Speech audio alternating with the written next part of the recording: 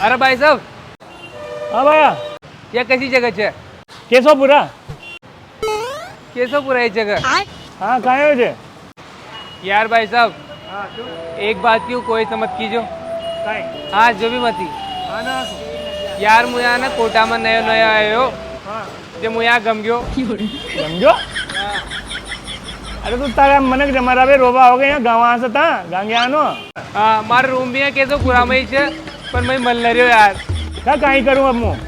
यार मारे भाई साहब फोन लगा दो ना यार, ताका फोन से हमारे पास फोन भी कोई ना, मोबाइल भी कोई ना। हाँ आज पड़गी भाई, पार पड़गी जाओ घर आना।